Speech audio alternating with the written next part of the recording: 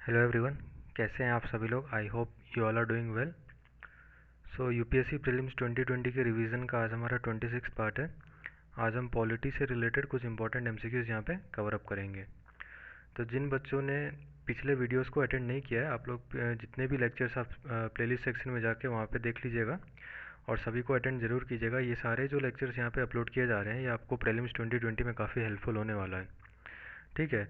और जितने भी वीडियोस है इसे आप कम्प्लीटली एंड तक गो थ्रू कीजिएगा। अदरवाइज़ मैं यहाँ पे हमारा मेन देखिए मोटिव क्या है कि थ्रू एमसीक्यूज़, ठीक है, हम एमसीक्यू तो कराते हैं लेकिन हर एमसीक्यू के साथ में वो कौन से टॉपिक से वो एमसीक्यू लिया गया है उसके बारे में डिटेल एक्सप्लेनेशन भी देते हैं।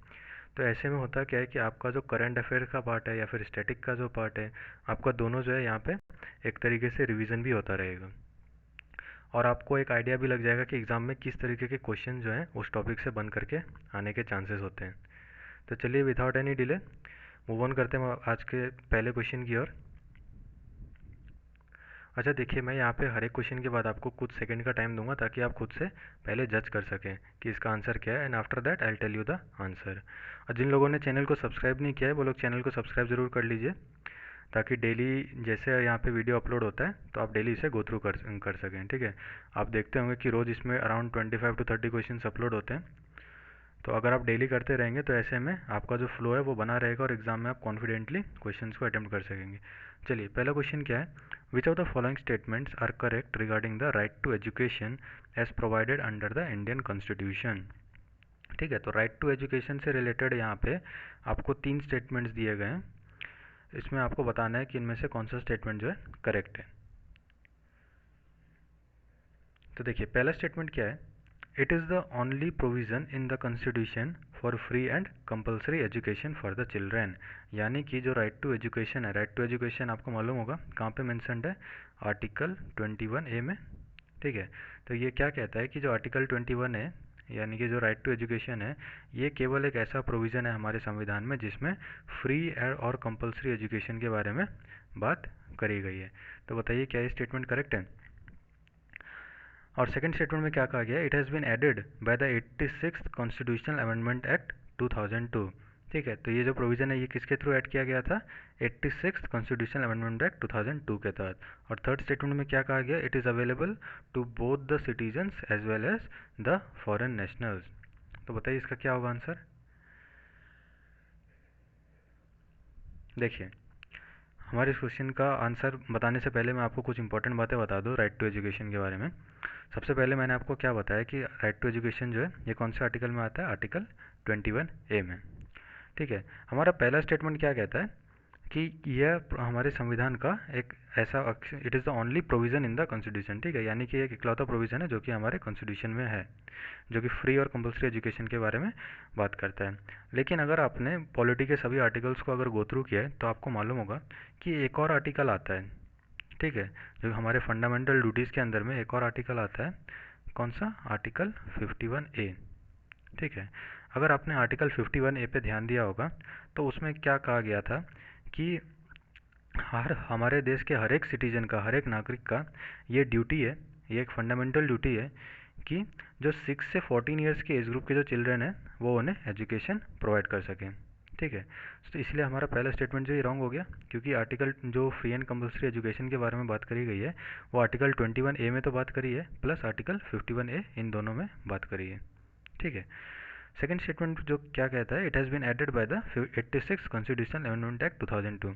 ये स्टेटमेंट बिल्कुल सही है, 86 कॉन्स्टिट्यूशनल अमेंडमेंट एक्ट 2002 के तहत जो है इसे ऐड किया गया था। और थर्ड स्टेटमेंट में क्या कहा गया है कि ये जो है आपको ये जो राइट है ये citizens as well as foreign nationals, foreigners दोनों के लिए ही लागू है। तो ये स्टेटमेंट जो है ये भी बिल्कुल करेक्ट है। So our second and third statement is right. What will be the answer, option number A. Moving on to our next question, the definition of state as provided in Article 12 of the Indian Constitution includes which of the following authorities। यानी कि हमारे constitution में जो article 12 है, ठीक है, article 12 क्या है, डेफिनेशन ऑफ स्टेट, ठीक है। तो इसके अंदर जब हम डेफिनेशन ऑफ स्टेट के बारे में बात करते हैं तो इसमें 4 ऑप्शन दिए गए हैं, आपको बताना है कि इनमें से कौन से चीज़ें हैं जो कि डेफिनेशन ऑफ स्टेट के अंदर में आते हैं, ठीक है। पहला क्या दे रखा है, पार्लियामेंट ऑफ इंडिया। सेकेंड में क्या दे रखा है, the legislature of each of the states. Third में क्या दे रखा है, LIC एंड ONGC, और फोर्थ में क्या दे रखा है, डिस्ट्रिक्ट बोर्ड्स। ठीक है, तो बताइए इनमें से कौन से जो हैं हमारे डेफिनेशन ऑफ स्टेट के अंदर में चीज़ें आती हैं। ठीक है, तो चलिए देखिए इसका आंसर क्या होगा। Let me explain. जो पहला पॉइंट दे रखा है पार्लियामेंट ऑफ इंडिया, ठीक है, ये हमारे डेफिनेशन ऑफ स्टेट के अंदर में आता है। आपको ध्यान में क्या रखना है कि हमारे यूनियन गवर्नमेंट का जितना भी एग्जीक्यूटिव ऑर्गन हो या फिर लेजिस्लेटिव ऑर्गन हो, ठीक है, वो सभी जो है हमारे डेफिनेशन ऑफ स्टेट के अंदर में आते हैं। ठीक है, मैंने क्या बताया आपको, चाहे वो एग्जीक्यूटिव ऑर्गन हो चाहे वो लेजिस्लेटिव ऑर्गन हो, ये हमारे डेफिनेशन ऑफ स्टेट के अंदर में आते हैं। सेकंड में क्या दे रखा है, the legislature of each of the states. देखिए ये भी स्टेटमेंट बिल्कुल करेक्ट है। जो हमारे स्टेट्स का लेजिस्लेचर है, चाहे वो एग्जीक्यूटिव हो चाहे वो लेजिस्लेटिव ऑर्गन हो स्टेट गवर्नमेंट का भी, ठीक है, तो वो भी इस डेफिनेशन ऑफ स्टेट के अंदर में आता है। तो आपको मैंने दो चीज़ें यहाँ से निकल के आ गई, चाहे वो सेंट्रल लेवल पे हो यानी कि यूनियन लेवल पे हो या फिर वो स्टेट लेवल पे हो, जो एग्जीक्यूटिव और लेजिस्लेचर है ये दोनों जो है डेफिनेशन ऑफ स्टेट के अंदर में आते हैं। आई होप ये बात आपको क्लियर होगा। थर्ड पॉइंट में क्या दे रखा है, LIC एंड ONGC। तो आपको क्या ध्यान में रखना है कि हमारे जितनी भी स्टेचुटरी बॉडीज़ होती हैं, ठीक है, चाहे वो स्टेचुटरी बॉडीज़ हो चाहे वो नॉन स्टेचुटरी अथॉरिटीज़ हो, जैसे कि यहाँ पे LIC दे रखा है, ONGC दे रखा है, तो ये सारे जो हैं ये सभी हमारे डेफिनेशन ऑफ स्टेट के अंदर में आते हैं। और चौथे में क्या, डिस्ट्रिक्ट बोर्ड। तो डिस्ट्रिक्ट बोर्ड क्या हो गया, एक लोकल अथॉरिटी हो गया एक तरीके का। तो हमारे जितने भी लोकल अथॉरिटीज़ होते हैं ना, चाहे चाहे वो पंचायत हो, म्यूनिसिपैलिटीज़ हो, डिस्ट्रिक्ट बोर्ड हो, ठीक है, तो ये सारे जो हैं हमारे डेफिनेशन ऑफ स्टेट के अंदर में आते हैं। तो आपने क्या देखा यहाँ पे, मैंने आपको चार चार चीज़ों के बारे में बताया। आपको इन सभी चीज़ों को ध्यान में रखना है। ठीक है, so what will be the right answer है, ऑप्शन नंबर डी।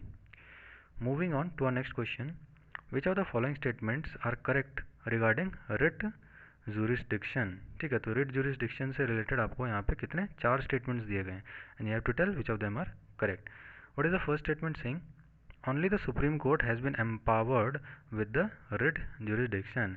कहने का मतलब क्या है कि केवल सुप्रीम कोर्ट के पास रिट जुरिस्डिक्शन देने के बारे में क्या है, प्रावधान है। तो बताइए क्या ये स्टेटमेंट सही है।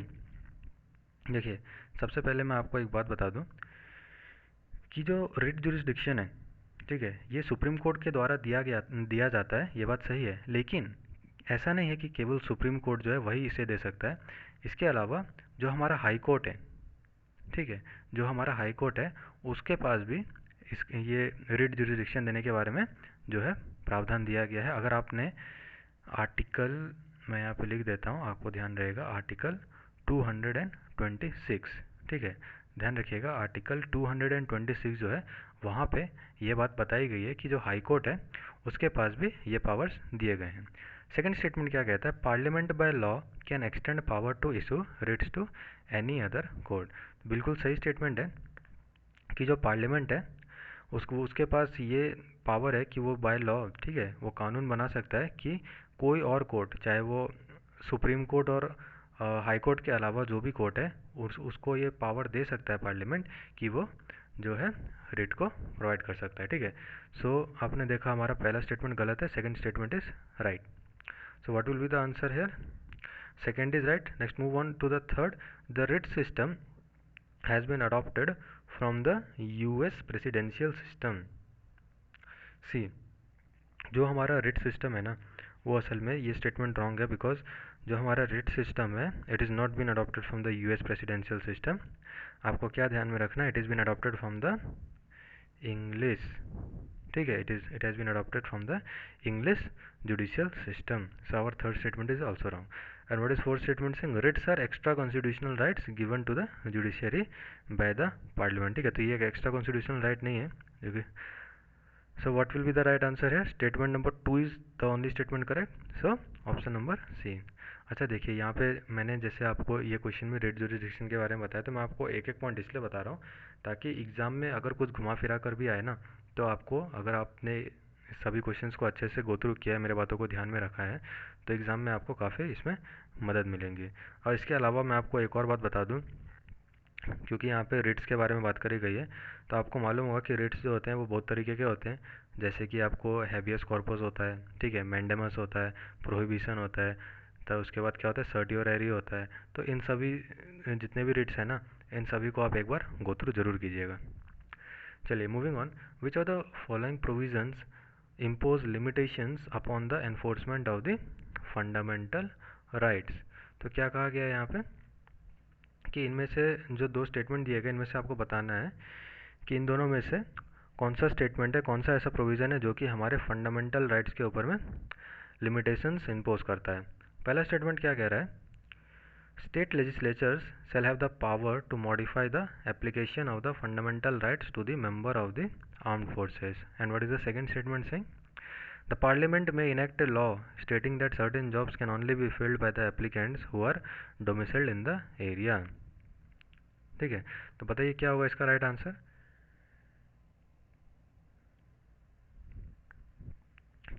देखिए एक मैं आपको ऐसे क्वेश्चंस अगर आते हैं ना, तो एक मैं आपको कॉमन सी ट्रिक बताता हूँ कि आपको ऐसे क्वेश्चंस को किस तरीके से आंसर करना है। ठीक है, तो जब भी आपको फंडामेंटल राइट्स के ऊपर लिमिटेशन देने की बात होगी ना, ठीक है, कि आपको फंडामेंटल राइट्स को कहीं पे भी अगर लिमिट करने की बात हो जाती है, तो सबसे पहले तो आपको ये बात ध्यान में रखना है कि ये जो प्रावधान है ये आपको सिर्फ सेंट्रल गवर्नमेंट कर सकती है।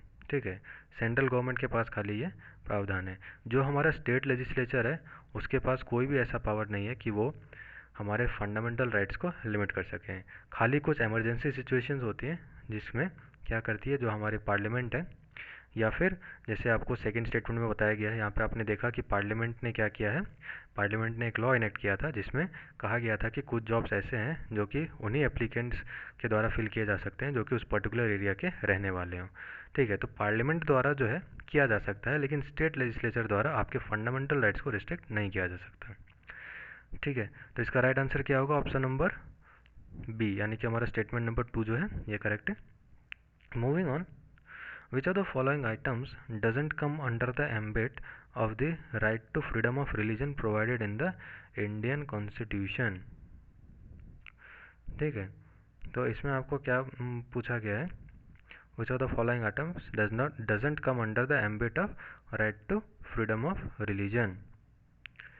ठीक है, तो इन तीनों में से कौन सा है, प्रैक्टिसिंग रिलीजन, दूसरा क्या है प्रोफेसिंग द रिलीजन, तीसरा जो है प्रोपेगेटिंग द रिलीजन। तो आपको बताना है कि इन तीनों में से कौन से राइट्स ऐसे हैं, कौन से प्रैक्टिसेस ऐसे हैं जो कि हमारे फ्रीडम ऑफ रिलीजन के अंदर में नहीं आते हैं। तो आपको मैं बता दूं, आपने पढ़ा होगा आर्टिकल्स, आर्टिकल नंबर 25 जो है आपने पढ़ा होगा, ये किससे रिलेटेड है, ये फ्रीडम ऑफ रिलीजन से रिलेटेड है। और इसमें क्या कहा गया है कि जितने भी सिटीजन्स हैं, ठीक है, सभी सिटीजन्स के पास राइट है कि वो प्रैक्टिस कर सकते हैं, ठीक है, प्रोफेस कर सकते हैं और प्रोपेगेट कर सकते हैं किसी भी रिलीजन को उनके चॉइस के अनुसार। ठीक है, तो बेसिकली यहाँ पे क्वेश्चन में क्या पूछा गया है कि डजेंट कम अंडर। ठीक है, तो यहाँ पे तो तीनों आते हैं, so what will be the right answer है option number D, none of the above. Under which of the following article the supreme Court has held that hosting the national flag atop the private buildings is a fundamental right of every citizen। ठीक है, तो बताइए क्या होगा इसका answer. क्या पूछा गया है क्वेश्चन में कि इनमें से कौन से आर्टिकल के तहत यह कहा गया है कि जो सुप्रीम कोर्ट है ने कहा था कि जो नेशनल फ्लैग है वो किसी भी प्राइवेट बिल्डिंग के ऊपर में हम उसे होस्ट कर सकते हैं और ये हमारे सिटीजन, जितने भी सिटीजन हैं उनका एक फंडामेंटल राइट है। बताइए कौन से आर्टिकल के अंदर में आता है। देखिए इसका आंसर क्या होगा, आर्टिकल 19(1)(a। ठीक है, आर्टिकल 19(1)(a जो है हमारे संविधान का, इसके तहत जो है यह बात कही गई है। अच्छा, आर्टिकल 14 जो है ये किससे रिलेटेड है, बताइए। ये होता है हमारा इक्वल प्रोटेक्शन ऑफ लॉ, या फिर आप इक्वालिटी बिफोर द लॉ कह सकते हैं। ठीक है, आर्टिकल 21 किससे डील करता है, हमारे आर्टिकल 21 जो है हमारे राइट टू लाइफ और पर्सनल लिबर्टी से डील करता है। आर्टिकल 25 के बारे में तो मैंने आपको इससे पहले वाले क्वेश्चन में, इससे प्रीवियस क्वेश्चन में ही आपको बताया था। व्हाट इज आर्टिकल 25, रिलीजन से रिलेटेड था, मैंने आपको बताया था, जहाँ पे हम प्रैक्टिस कर सकते हैं, प्रोफेस कर सकते हैं और प्रोपेगेट कर सकते हैं किसी भी रिलीजन को। ठीक है, तो you have to keep all these articles in mind. अच्छा, पॉलिटी से जब भी कभी क्वेश्चन आता है ना, तो जनरली आपको मालूम होगा कि यूपीएससी जो क्वेश्चंस पूछता है उसमें 4 ऑप्शंस होते हैं, हमको चारों ऑप्शंस के बारे में जानना ज़रूरी होता है। इस वजह से, क्योंकि बाद में जो मेन जहाँ पे क्वेश्चन आता है ना कि select which of the following statements are correct, वहाँ पे ऑप्शंस ऐसे होते हैं यूपीएससी के ओनली 1, 1 and 2, 1, 2 and 3। तो ऐसे में होता क्या है कि आपको क्वेश्चन में जो 4 स्टेटमेंट दिए गए हैं, आपको चारों स्टेटमेंट्स के बारे में जानना ज़रूरी है। इसी तरीके से जो पॉलिटी के क्वेश्चंस आते हैं उसमें हर एक क्वेश्चन में एक ऑप्शन ज़रूर ऐसा होता है जिसमें आर्टिकल से रिलेट कर दिया जाता है उस टॉपिक को, कि ये कौन से आर्टिकल से बिलोंग करता है या फिर कौन से सेक्शन से बिलोंग करता है। So you must keep in mind all those articles and sections. Okay, moving on to a next question, the writ of mandamus can not be issued against. तो बताइए कि जो मैंडेमस वाला जो रिट है ये किसके अगेंस्ट जो है इशू नहीं किया जा सकता। ठीक है, क्या क्या ऑप्शन दिए गए हैं? प्राइवेट इंडिविजुअल्स, दूसरा क्या है chief justice of the high court, तीसरा क्या है governors. So tell me which of the options will be correct. देखिए मैं यहाँ पे आपको कुछ सेकंड इसलिए देता हूँ ताकि आप खुद से जज कर सकें। आफ्टर दैट तो I am telling you the answer, आप इसे चेक कर सकते हैं अपने दिए गए आंसर से। चलिए मैं बताता हूँ। सबसे पहले आपको यह जानना ज़रूरी है कि मैंडेमस, ठीक है, मैंडेमस होता क्या है। ठीक है, तो देखिए मैंडेमस को, अगर आपने पॉलिटी पढ़ी, अगर आपने लक्ष्मीकांत की जो किताब है उसको ध्यान से पढ़ी है या फिर एनसीईआरटी की पॉलिटिक्स पढ़ी है, तो वहाँ पे आपको एक स्टेटमेंट हमेशा मिलता होगा कि मैंडेमस का क्या मतलब होता है, वी कमांड। ठीक है, इस तरीके से क्वेश्चन हमारे एक बार यूपीएससी में भी आया है। What you have to keep in mind, क्या कहा जाता है कि मैंडेमस जो है इसका लिटरली क्या मीनिंग कहा गया, वी कमांड। ठीक है, तो ये एक ऐसा कमांड होता है जो कोर्ट होता है ना, वो किसी भी पब्लिक ऑफिशियल को देता है। ठीक है, ये कमांड जो है ये कोई भी कोर्ट जो है पब्लिक ऑफिशियल को देता है और कहता है कि उस पब्लिक ऑफिशियल से कि वो अपनी ऑफिशियल ड्यूटीज़ जो हैं, ठीक है, जो कि वो नहीं कर पाए हैं, जो ऑफिशियल ड्यूटीज़ नहीं कर पाए हैं उन्हें वो कंप्लीट करें। ठीक है, या फिर जिसे करने से मना कर दिया है किसी भी ऑफिशियल ने तो उसे फुलफ़िल करें। ठीक है, कंप्लीट करें। तो बेसिकली मैंडेमस जो है, आपको पता चल, अभी स्टेटमेंट जो मैंने आपको बताया इससे पता चल रहा होगा कि जो मैंडेमस है ये किसके लिए इशू किया जाता है, किसी भी पब्लिक बॉडी के लिए इशू किया जाता है। ठीक है, चाहे वो कॉरपोरेशन हो, इसके अलावा जो इन्फीरियर कोर्ट होता है या फिर ट्रिब्यूनल हो गया, ठीक है, या फिर गवर्नमेंट हो गया, तो इन सभी के अगेंस्ट जो है मैंडेमस इशू किया जाता है। अब क्वेश्चन में ये पूछा है कि मैंडेमस किसके अगेंस्ट जो है इशू नहीं किया जाता। तो देखिए पहला ऑप्शन क्या दे रखा है, प्राइवेट इंडिविजुअल, बिल्कुल सही बात है, मैंडेमस जो है ये प्राइवेट इंडिविजुअल के अगेंस्ट इशू नहीं किया जाता। इसके अलावा chief justice of the high court, बिल्कुल सही है, इसके अगेंस्ट भी इशू नहीं किया जाता। तीसरा क्या है, गवर्नर। तो देखिए प्रेसिडेंट और गवर्नर के अगेंस्ट तो इशू बिल्कुल नहीं किया जाता मैंडेमस। इसके अलावा, ठीक है, जहाँ पर भी मान के चलिए कुछ ऐसी बात है कि जो ड्यूटी होती है, मान के चलिए अगर डिस्क्रिशनरी ड्यूटी है, ठीक है, अगर मैंडेटरी ड्यूटी नहीं है, अगर कोई जगह कोई पर्सन डिस्क्रिशनरी ड्यूटी कर रहा है तो वहाँ पे भी इसे जो है लागू नहीं किया जाता। ठीक है, तो इसका राइट आंसर क्या होगा, option number D, all of them. Moving on to a next question, which of the following articles is automatically suspended during the national emergency. चलिए तो बताइए क्या होगा इसका आंसर। नेशनल इमरजेंसी जब लागू होती है तो कौन सा आर्टिकल जो है अपने आप सस्पेंड कर दिया जाता है, यहाँ पे सवाल में यह पूछा गया है। कि मैं हर एक क्वेश्चन को ना हिंदी में भी इसलिए बता रहा हूँ क्योंकि कुछ बच्चे ऐसे होते हैं जिन्हें इंग्लिश में थोड़ी प्रॉब्लम आती है, so that's why I am trying my best कि उन्हें हिंदी में भी चीज़ें को बताते रहूँ। ठीक है, तो क्या कहा गया क्वेश्चन में, उस आर्टिकल के बारे में बताइए जो कि नेशनल इमरजेंसी के दौरान जो है ऑटोमेटिकली सस्पेंड हो जाता है। देखिए इसका राइट आंसर क्या होगा, आर्टिकल 19। ठीक है, तो जो हमारा आर्टिकल 19 है वो नेशनल इमरजेंसी के दौरान क्या होता है, अपने आप सस्पेंड हो जाता है। अच्छा इसके अलावा, ठीक है, आपको एक इम्पॉर्टेंट चीज़ क्या रखनी है जो कि नॉट ओनली इन यूपीएससी बल्कि जो एसएससी के जो एग्ज़ाम्स होते हैं ना उसमें भी बहुत बच्चों को देखने को मिलता है। बेसिकली ये क्वेश्चन पूछा जाता है कि कौन से आर्टिकल जो हैं वो नेशनल इमरजेंसी के दौरान भी सस्पेंड नहीं होते हैं। तो आपको क्या ध्यान में रखना है, आर्टिकल 20 और आर्टिकल 21 जो होता है ना वो उसे हम नेशनल इमरजेंसी के दौरान भी जो है उसे सस्पेंड नहीं किया जा सकता। चलिए, how many types of educational institutions are recognized by the article 28। ठीक है, तो आर्टिकल 28 के तहत कितने तरीके एजुकेशनल इंस्टीट्यूशंस के बारे में कहा गया है। तो इसका क्या होगा आंसर, देखिए इसका आंसर क्या होगा, टोटल कितने एजुकेशनल इंस्टीट्यूशंस आते हैं आर्टिकल 28 के अंदर में, आपको मालूम होगा कि 4 तरीके के आते हैं। सबसे पहला क्या होता है, ऐसे इंस्टीट्यूशंस जो कि आपको स्टेट द्वारा कम्प्लीटली मेंटेन किए गए हैं। ठीक है, दूसरा कौन सा आता है, ऐसे इंस्टीट्यूशन जो कि स्टेट द्वारा एडमिनिस्टर्ड किए जाते हैं लेकिन उसे किसी ट्रस्ट के द्वारा मान के चलिए एस्टेब्लाइज किया गया है, ठीक है। और तीसरा कौन सा आता है, कोई भी ऐसा इंस्टीट्यूशन जो कि स्टेट द्वारा जिसे रिकॉग्निशन मिला हुआ है। और चौथा क्या होता है, ऐसा इंस्टीट्यूशन जिसे स्टेट से एड मिलता है या फिर हेल्प मिलता है। तो ये 4 तरीके के इंस्टीट्यूशंस हैं जो कि हमारे आर्टिकल 28 के तहत आपको देखने को मिलेगा। चलिए मूव ऑन करते हैं हम अपने अगले क्वेश्चन की ओर। कंसिडर द फॉलोइंग केसेस, ठीक है। यहाँ पे आपको 4 केसेस दिए गए। क्वेश्चन क्या है, which of the following cases are related to the right to privacy. अच्छा, यहाँ पे आपको 4 केसेस दिए गए हैं। कौन से? पहला है MP शर्मा वर्सेस सतीश चंद्र 1954। दूसरा क्या है, justice KS Puttaswamy retired versus union of India 2017। और तीसरा क्या है आपको, Kharak Singh versus state of Uttar Pradesh 1962। And what is the fourth one, Sajjan Singh versus state of Rajasthan 1964। You have to tell which of the following cases are related to the right to privacy. तो right to privacy से कौन से जो cases हैं related है। तो बताइए इसका क्या होगा आंसर। देखिए ऐसे क्वेश्चंस में आपको एक और चीज़ ध्यान में रखने को क्या पता चलता है आपको कि जितने भी पॉलिटी के अंदर में जितने भी इंपॉर्टेंट केसेस होते हैं ना, जहाँ पे सुप्रीम कोर्ट जो है एक लैंडमार्क जजमेंट आप कह सकते हैं देता है, ठीक है, उन सभी केसेस को आपको ध्यान में रखना होता है, ठीक है।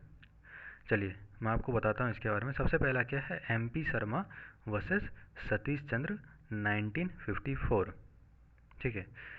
अच्छा, अब जो इसमें पहला और जो तीसरा है ना, इन दोनों के अंदर में आपको एक सिमिलैरिटी है, ठीक है। इस बात को आप ध्यान में रखिएगा, आपको चीज़ें एग्ज़ाम में इजी लगेंगी अगर इससे क्वेश्चन आएगा। आपको क्या ध्यान में रखना है कि जो MP शर्मा वर्सेस सतीश चंद्र 1954 वाला जो केस है और जो खड़क Singh versus state of Uttar Pradesh 1962 वाला जो केस है ना, इन दोनों में सुप्रीम कोर्ट ने क्या कहा था कि जो प्राइवेसी है, ठीक है, जो प्राइवेसी है, राइट टू प्राइवेसी जो है वो एक फंडामेंटल राइट नहीं है, ठीक है।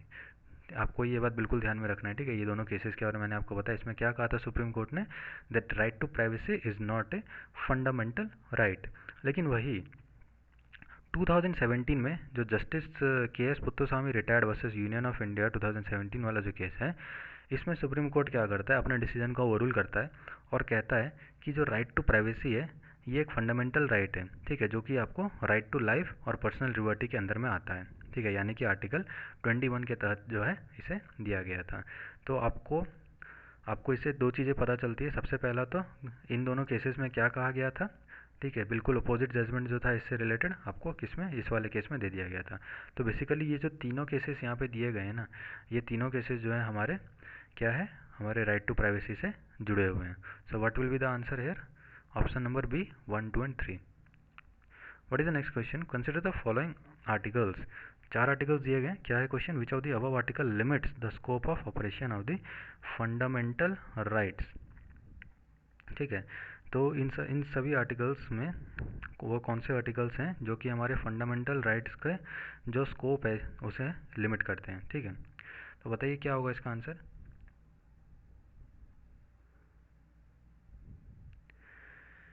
देखिए इसका राइट आंसर होगा, आपको क्या ध्यान में रखना है कि जो आर्टिकल 31A से लेकर C तक था ना, यानी कि article 31A, B and C, ये तीनों जो आर्टिकल्स हैं ये असल में हमारे फंडामेंटल राइट्स के जो स्कोप है इसे लिमिट करते हैं।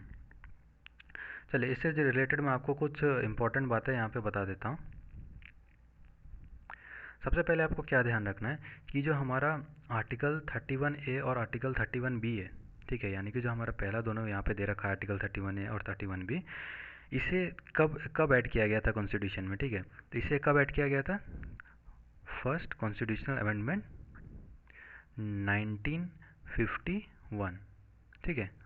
ध्यान में रखिएगा जो आर्टिकल 31A और आर्टिकल 31B है इसे हमारे कॉन्स्टिट्यूशन में कब ऐड किया गया था, बाय फर्स्ट अमेंडमेंट एक्ट 1951। वही अगर आर्टिकल 31C के बारे में बात करें तो इसे आपको क्या ध्यान में रखना है, इसे कब ऐड किया गया था, इसे ऐड किया गया था 25th कॉन्स्टिट्यूशनल अमेंडमेंट 1971, ठीक है।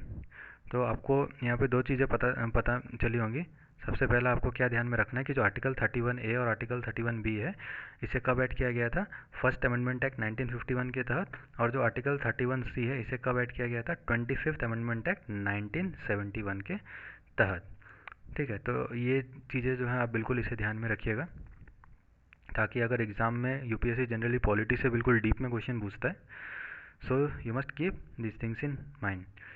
चलिए, इसके अलावा मैंने आपको एक और इम्पॉर्टेंट बात पहले ही बता रखी है कि जो फंडामेंटल राइट्स के बारे में, क्योंकि ये भी क्वेश्चन है, तो आपको क्या ध्यान में रखना है कि आर्टिकल 20 एंड आर्टिकल 21 ये दोनों फंडामेंटल राइट्स ऐसे होते हैं जो कि इवन ड्यूरिंग इमरजेंसी इन्हें आप सस्पेंड नहीं कर सकते हैं। चलिए, मूव ऑन करते हैं अपने अगले क्वेश्चन की ओर। यहाँ पे क्या हो गया इसका answer? Option number C 1, 2 and 3। Which of the following statements regarding the fundamental rights are incorrect? तो फंडामेंटल राइट से रिलेटेड यहाँ पे जो स्टेटमेंट्स है आपको बताना है, इनमें से इनकरेक्ट कौन सा है। पहला स्टेटमेंट क्या कहता है? All of the fundamental rights are negative in character. ठीक है, तो जितने भी फंडामेंटल राइट्स हैं they are negative in character. First statement is same. Second में क्या कहा गया? All of them are directly enforceable. And third is they are defended and guaranteed by the supreme court only. And what is the fourth one? They strike a balance between the right of the individual and those of the society as a whole. तो देखिए, सबसे पहले जो यहाँ पे fourth statement है, ये तो आपको पढ़ते ही मालूम चल गया होगा कि बिल्कुल सही बात कही गई है कि जो फंडामेंटल राइट्स हैं ये हमारे इंडिविजुअल राइट्स के और सोसाइटी के बीच में एक पूरा एक बैलेंस बना के रखता है। ठीक है, तो ये बात तो बिल्कुल सही है। इसके अलावा जो पहले स्टेटमेंट में क्या कहा गया कि all the fundamental rights are negative in character. तो देखिए, ये स्टेटमेंट गलत है। Let me tell you why. क्योंकि कुछ स्टेटमेंट्स ऐसे हैं, ठीक है, कुछ जो फंडामेंटल राइट्स हैं वो ऐसे ज़रूर हैं कि जिसे लेकर आप कह सकते हैं कि they are negative in character. मान के चलिए कि राइट टू इक्वालिटी, ठीक है, तो राइट टू इक्वालिटी की जब हम बात करते हैं तो वो क्या है? नेगेटिव इन कैरेक्टर है। लेकिन वही अगर हम या कहते हैं राइट टू इक्वल अपॉर्चुनिटी, मान के चलिए अगर हम कहते हैं, ठीक है, मैंने पहला आपको क्या एग्जांपल दिया? Right to equality. और सेकंड स्टेटमेंट में मैं आपको बात कर रहा हूँ राइट टू इक्वल अपॉर्चुनिटी। ठीक है, तो राइट टू इक्वल अपॉर्चुनिटी जो है ना, ये असल में क्या हो गया? पॉजिटिव। लेकिन अगर राइट टू इक्वालिटी के बारे में बात करते हैं तो ये क्या हो जाता है? नेगेटिव हो जाता है। ठीक है, तो हमारा पहला स्टेटमेंट जो है ये गलत है। सेकंड में क्या है? All of them are directly enforceable. ठीक है, तो हमारा सेकंड स्टेटमेंट जो है, बताइए ये क्या सही है? देखिए, सेकंड स्टेटमेंट जो है दिस इज ऑल्सो रॉन्ग, क्योंकि अगर यहाँ पे ये लिखा होता ना कि most of them are directly enforceable, या फिर उस तरीके का कोई टर्म लिखा जाता, यानी अर्थात ज़्यादा से ज़्यादा जो है इनमें से जो है डायरेक्टली एनफोर्सिएबल है, तब ये करेक्ट हो जाता है। लेकिन यहाँ पे क्या कहा गया? All of them. तो देखिए, सारे जो फंडामेंटल राइट्स है वो डायरेक्टली एनफोर्सिएबल नहीं है। ठीक है, कुछ फंडामेंटल राइट्स ऐसे भी हैं जिन्हें एनफोर्स किया जा सकता है एक लॉ के तहत। ठीक है, आर्टिकल 35 के तहत अगर पार्लियामेंट कोई कानून में कुछ बदलाव लाती है तब जो है इसे इसके अंदर में कहा गया है। ठीक है, all of them are directly enforceable है ना, यहाँ पे आपको क्या होना चाहिए statement? Most of them are directly enforceable rather than all of them. Third में क्या कहा गया है? They are defended and guaranteed by the supreme court only. देखिए, सुप्रीम कोर्ट द्वारा तो इसे ठीक है गारंटी किया जाता है, बट यहाँ पे ओनली लगा दिया, इस वजह से ये स्टेटमेंट गलत है। बिकॉज सुप्रीम कोर्ट और हाई कोर्ट, ठीक है, what you have to keep in mind that supreme court and high court, ये दोनों कोर्ट जो है ये आपको फंडामेंटल राइट्स को डिफेंड करते हैं और उसे गारंटी करते हैं। तो what will be the right answer here? Option number C. Okay, consider the following list. क्या कहा गया है? Ordinances, delegated legislation, customs and bylaws. Which of the above list comes under the purview of law in article number 13। ठीक है, तो जो हमारा article number 13 है उसके अंदर में इन चारों में से कौन से चीज़ें आती हैं? बताइए क्या होगा इसका आंसर?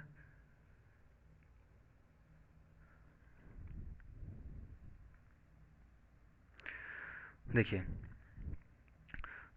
इसका राइट आंसर होगा हमारा option number D. Let me explain you clearly.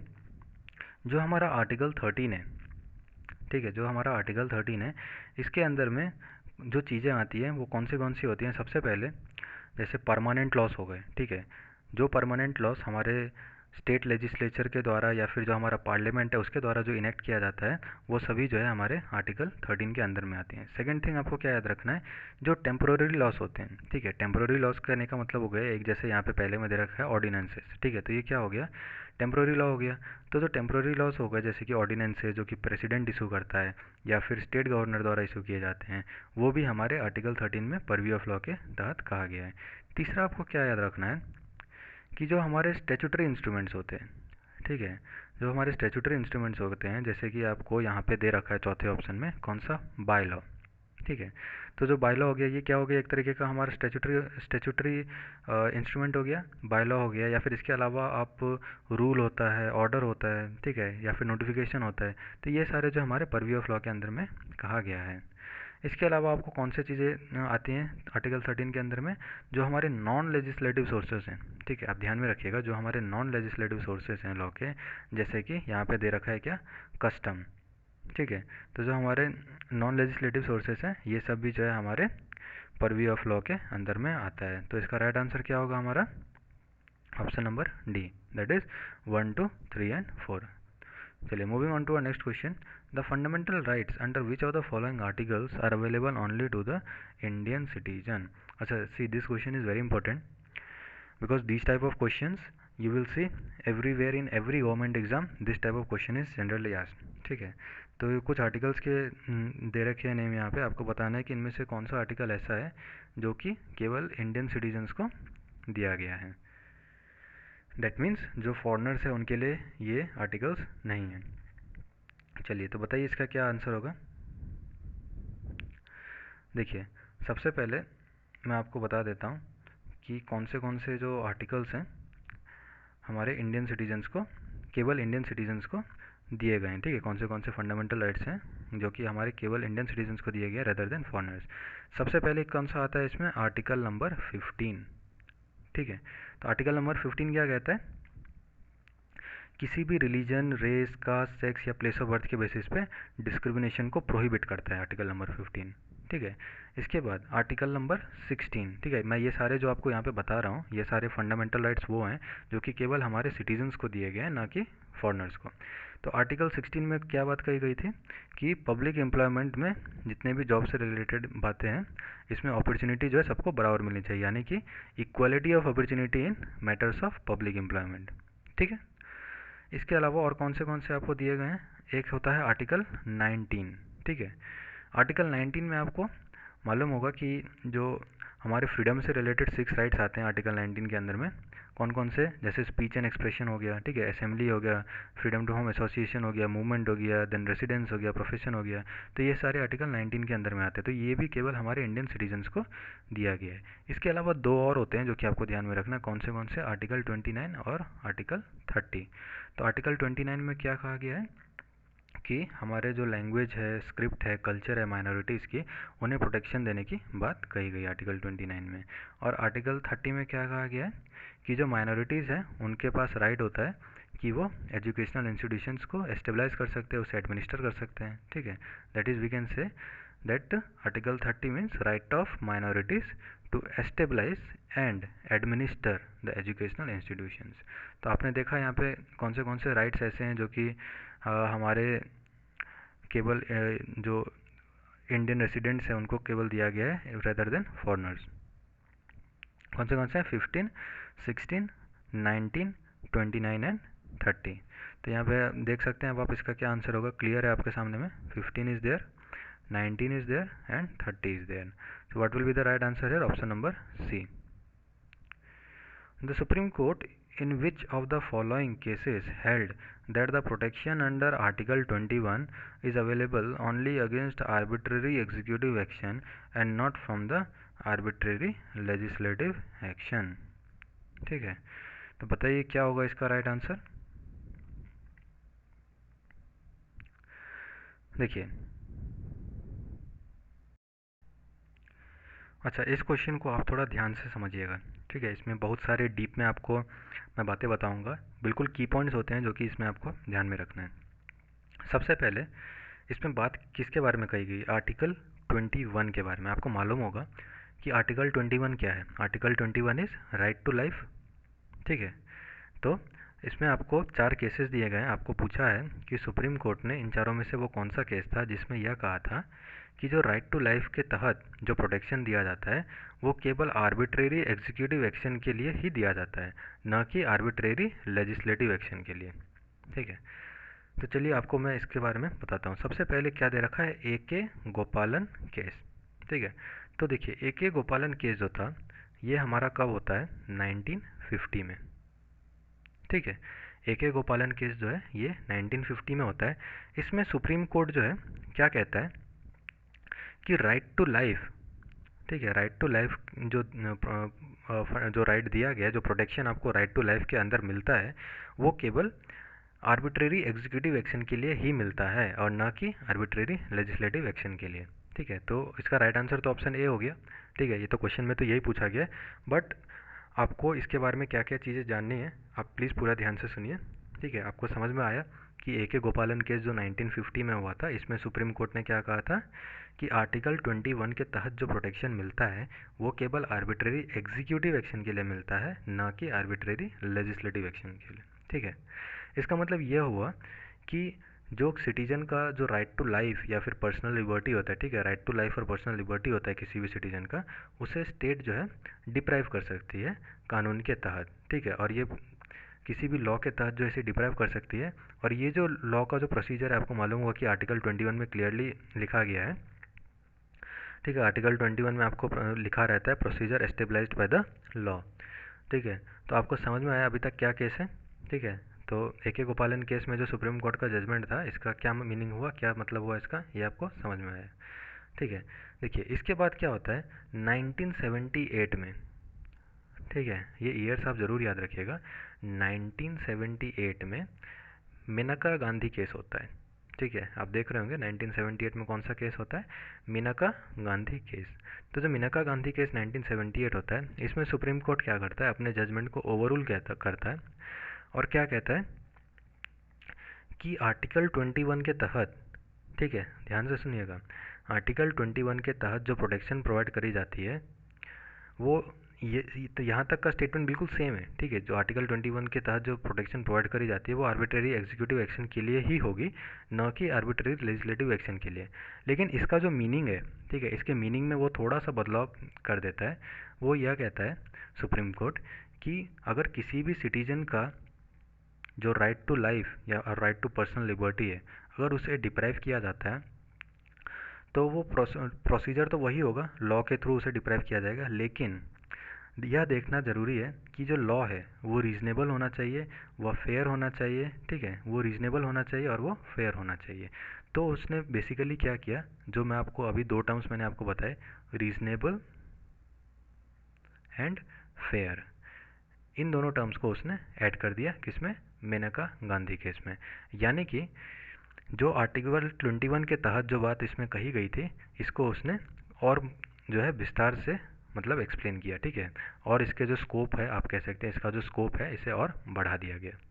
चलिए अगला क्वेश्चन क्या है, consider the 4 types of educational institutions under the article 28। तो आर्टिकल 28 के तहत जो इसके अंदर 4 एजुकेशनल इंस्टीट्यूशंस है उसके बारे में आपको बताया गया है। और क्या क्वेश्चन क्या है, in which of the above institution religious instruction is completely prohibited. तो इन चारों इंस्टीट्यूशंस में से उस इंस्टीट्यूशन के बारे में उस इंस्टीट्यूशन के बारे में बताइए जहाँ पे रिलीजियस इंस्ट्रक्शन देना बिल्कुल ही प्रोहिबिटेड है, यानी कि मनाही है वहाँ पे। तो चलिए इसका क्या आंसर होगा, पहला क्या दे रखा है, institutions Holi maintained by the state. देखिए आपको इस बात को ध्यान में रखना होगा कि जो हमारा आर्टिकल 28 है ना, उसमें यह बात क्लियरली कही गई है कि कोई भी ऐसा इंस्टीट्यूशन जो कि कम्प्लीटली स्टेट द्वारा मेंटेन किया गया है वहाँ पे आपको जो रिलीजियस इंस्ट्रक्शंस है आप नहीं दे सकते हैं। ठीक है, तो हमारा पहला जो है ये सही है। सेकंड क्या है, institutions administered by the state but established under any endowment और द ट्रस्ट। तो यहाँ पे दिया जा सकता है। तीसरा क्या है, institutions recognized by the state, state द्वारा रिकॉग्नाइज्ड इंस्टीट्यूशंस में भी दिया जा सकता है रिलीजियस इंस्ट्रक्शन। चौथा क्या है, institutions receiving aid from the state. ठीक है, तो जो इंस्टीट्यूशन स्टेट के द्वारा जिन्हें मदद मिल रही है उसमें भी दिया जा सकता है। तो इसका राइट आंसर क्या होगा, statement number 1, that is option number A. Now consider the following statements.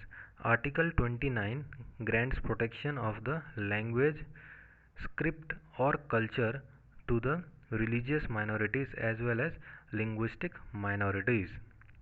ठीक है, और सेकेंड स्टेटमेंट क्या कहता है, द पॉलिटिकल स्पीचेस और promises made for the conservation of the language amount to corrupt practice under the representation of the people act 1951.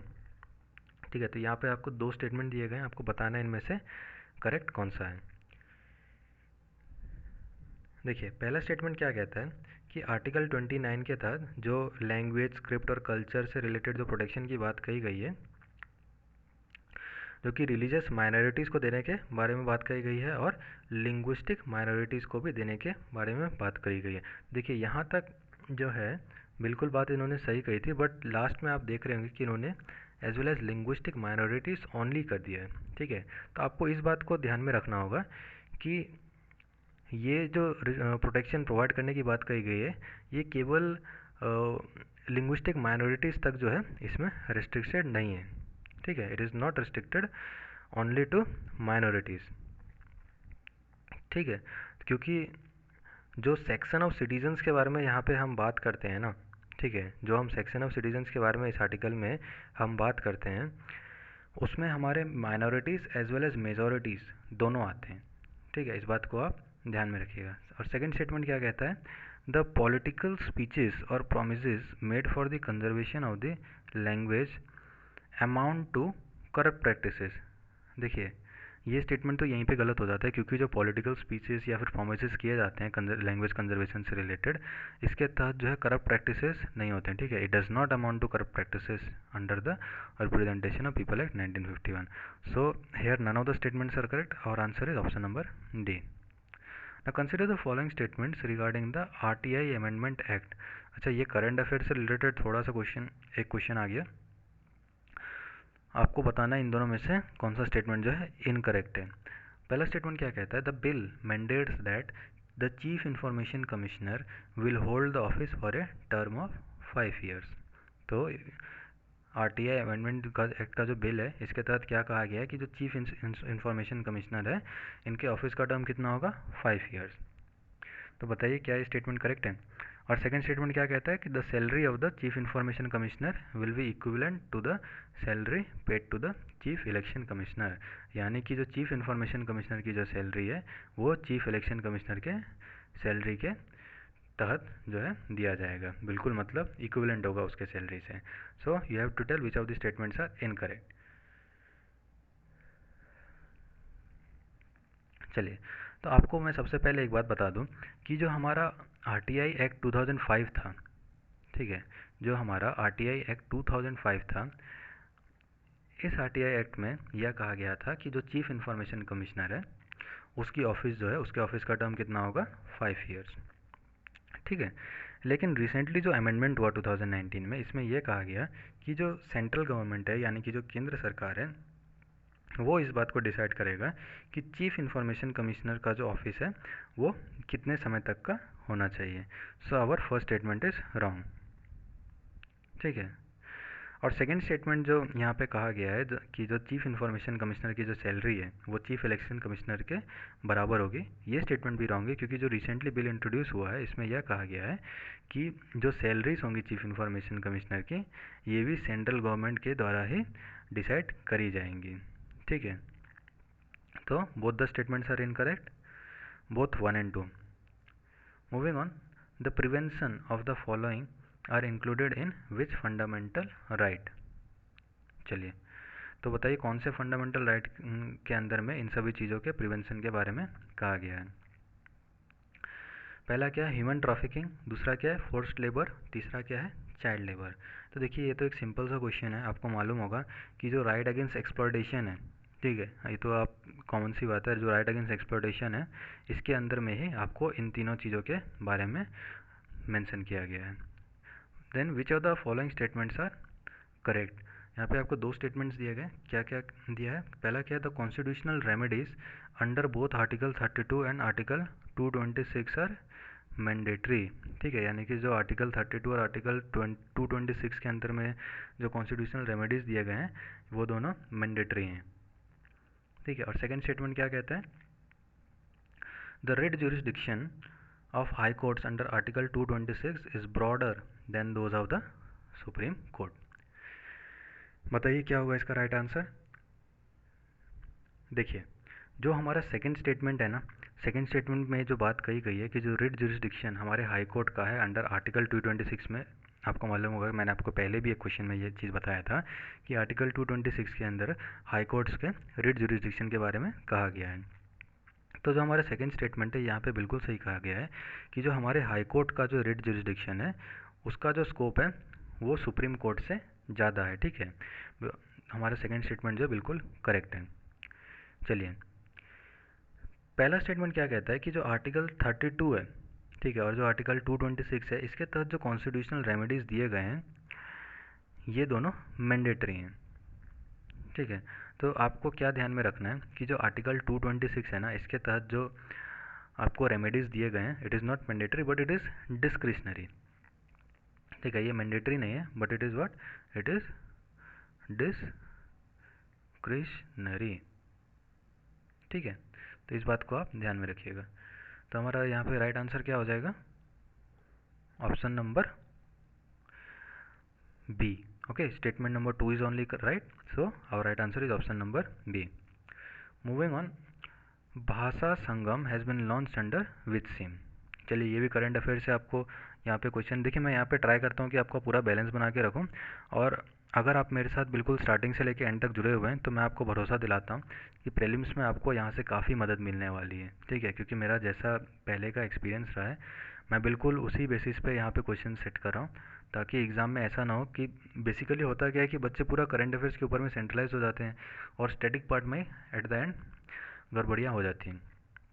चलिए तो ऐसा नहीं होना चाहिए। तो यहाँ पे क्या क्वेश्चन क्या है, भाषा संगम जो है ये कौन से सीम के तहत जो है इसे लॉन्च किया गया था। तो आपको क्या ध्यान में रखना है, एक भारत श्रेष्ठ भारत। ठीक है, तो जो हमारा एक भारत श्रेष्ठ भारत सीम था इसके तहत जो है हमें हमारा भाषा संगम जो है इसे लॉन्च किया गया था। चलिए नेक्स्ट क्वेश्चन क्या है, हौसला 2018। तो बताइए हौसला 2018 जो है इसे कौन से मिनिस्ट्री ने लॉन्च किया था। देखिए आपको क्या ध्यान में रखना है, जो हमारा WCD मिनिस्ट्री है यानी कि ministry of women and child development, उन्होंने हौसला 2018 को लॉन्च किया था। ठीक है, आप लोग मेरा पुराना से जितने भी मैंने गवर्नमेंट स्कीम्स के ऊपर में भी बहुत सारे यहाँ पे लेक्चर्स लिए हैं, आप उसे अटेंड कीजिएगा। अदरवाइज़ मैं पर्टिकुलरली कौन सा गवर्नमेंट स्कीम है, जैसे हेल्थ एंड फैमिली वेलफेयर हो गया, ठीक है, टूरिज़्म से रिलेटेड हो गया, तो जितने भी है मिनिस्ट्रीज उनके बारे में मैं आपको यहाँ पे एक एक करके बताता रहता हूँ। ठीक है, नेक्स्ट क्या है, India's first all festival was held in which state. तो बताइए इंडिया का सबसे पहला ऑल फेस्टिवल जो था ये कहाँ पे हुआ था। तो आपको क्या ध्यान में रखना है, ये हुआ था हमारा महाराष्ट्र में। ठीक है, महाराष्ट्र में आपको एक विलेज है, क्या नाम है इसका, पिंगोरी विलेज। ठीक है, महाराष्ट्र में एक पिंगोरी विलेज है जो कि आपको पुणे में पड़ता है। ठीक है, आप ध्यान में रख सकते हैं, महाराष्ट्र में पुणे में कौन सा विलेज है, पिंगोरी विलेज। ठीक है, वहाँ पे आपको सबसे पहले बार ऑल फेस्टिवल को मनाया गया था। चलिए what is the next question, which of the following state has not achieved 100% electrification under the सौभाग्य स्कीम। ठीक है, तो इनमें से वो कौन सा स्टेट है जिसमें 100% इलेक्ट्रिफिकेशन अभी तक मतलब नहीं हो पाया था अंडर सौभाग्य स्कीम। ठीक है, तो बताइए इसका क्या आंसर होगा। देखिए ये सारे जो है ना वन लाइनर टाइप के क्वेश्चन है जो मैं यहाँ पे आपको पूछ रहा हूँ, आई होप आप सभी इसके आंसर जो है करेक्ट दे पाएंगे। देखिए आपको करना क्या है, जो क्वेश्चंस मैं यहाँ पे देता हूँ ना, आपको अपने आप को खुद से खुद को इंट्रोस्पेक्ट करना है। ठीक है, आपको खुद जज करना है कि whether you are able to answer this question और नॉट। अदरवाइज़ अगर मैं लाइव क्लासेस लेकर आता हूँ तो होगा क्या कि काफ़ी देर मुझे वेट करना पड़ता है, ऐसे में बहुत बच्चों का टाइम वेस्ट होता है। ठीक है, मेरा भी टाइम वेस्ट होता है ना, अदर देन दैट बहुत बच्चे ऐसे होते हैं जो कि फटाफट आंसर देते हैं and then they have to keep on waiting because of the other students. So that is why right now अभी ऑफलाइन क्लासेस ही चल रही हैं। अगर ज़्यादा बच्चे हमारे इस प्लेटफॉर्म पे जुड़ते हैं और अगर बच्चे कहते हैं then I will take the live classes also. चलिए तब तक जी जान से मेहनत कीजिए। तो बताइए इसका क्या आंसर होगा।